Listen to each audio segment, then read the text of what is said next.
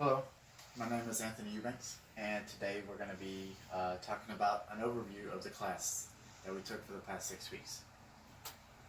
So, here we have all the units and the titles as far as what we're going to go over. So, I'll start off with an overview, and then we will go into each unit and then go into a conclusion. So, overview. The purpose of this presentation is to review each unit, kind of talk about a little bit about what was in each unit, and then some key takeaways myself as far as what I've learned, and then some of the assignments that we did in each unit and the discussions, and kind of talk about a little bit of what I learned from those. So, the first unit was titled Accounting Ethics. So basically we went into looking at the ethics of accounting, and it was interesting to see how there are ethics in accounting, because whenever you think about ethics, you think about like morally good decisions and this, that, and the other, but I never really thought about it until we started it off in Unit 1. So in Unit 1, you had us take the quiz, which I got pretty ethical on. So that's very, very good that I was able to get pretty ethical and not anything below that. So in this unit, we also talked about the General Accepted Accounting Principles, also known as GAAP, which we talked about in our discussions, and I hit hard on the economic entity concept, which is basically keeping finances separate from the business that you own and your own personal ones. So, like I said, it was a shocking unit because I didn't know how important the ethical standards are until we did this unit. So that was a very key takeaway from this unit. Second unit was the accounting cycle, which I was shocked at because there was so many steps in how you go from, just saying I bought some materials to posting it and trial balance and this, that, and the other. So we actually got to dive in to the accounting cycle pretty big into this unit. So in the discussion, we talked about the accounting cycle for document and expense. So I used the example of document and expense for materials for a construction company, and then I also mentioned how the trial balances was the most important step because it basically double checks all your work. So we also talked a little bit about for-profit and non-profit organizations. It's pretty self-explanatory what those are, but for-profit is an organization that is trying to, it makes money from their sales, and the non-profit typically makes money off of donations and charities and stuff. So the accounting cycle, like I mentioned earlier, was pretty interesting to learn about. Some of the steps that are included with that is analyze, journalize, post, trial balance, adjusting, preparing income statement, return earnings, balance sheets, and posting to the general ledger. So it was very, very, very informative. The presentation was the big project of the week, and so in the presentation, we were supposed to use an example for a purchase and show the accounting cycle through that. So in mine, I did a presentation for purchasing a new sound system for a church, which was a nonprofit.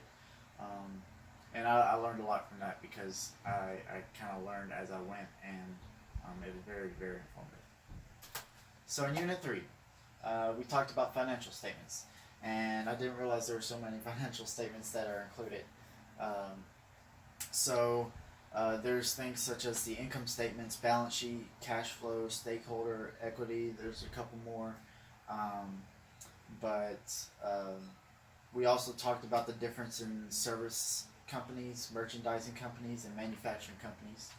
So the difference between those three was a service provides a service to um, get their income. Merchandising sells their merchandise from, kind of like a grocery store. And then a manufacturer sells their products to be sold in a merchandising company. They're pretty self-explanatory, but it was interesting to learn about. The big assignment for the week was the financial statements paper.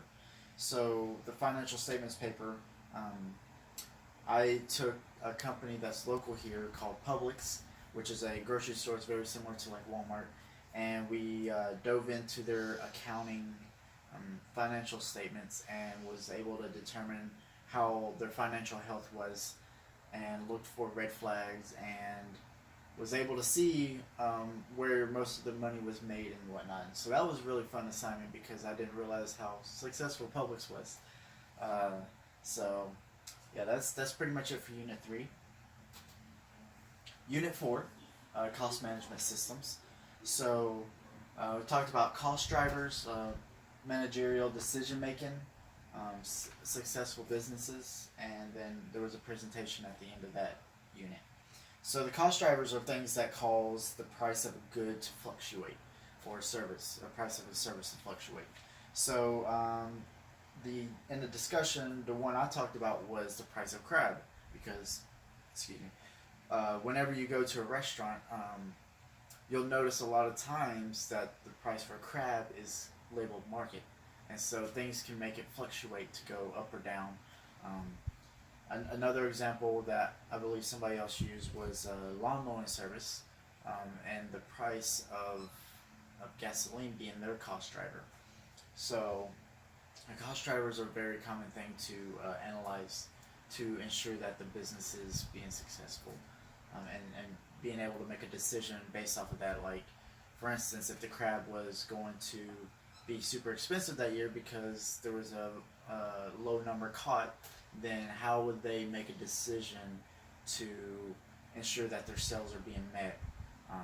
And out of the article I read, I remember seeing how they said that they worked with other companies to try to get more crab for just a temporary solution. So in the presentation, in Unit 4, we talked about fixed costs and variable costs and the impact on decision making with that as well, because those things can play a huge factor in sales. So the next unit, so we talked about the accounting systems and bookkeeping, and posting to the general ledgers. This week was really cool for me because I got to interview one of my good friends, Brandon Basista, and he owns a food truck, and his wife does all the managerial processes for the accounting and whatnot. So she also does the accounting processes for the church that we go to.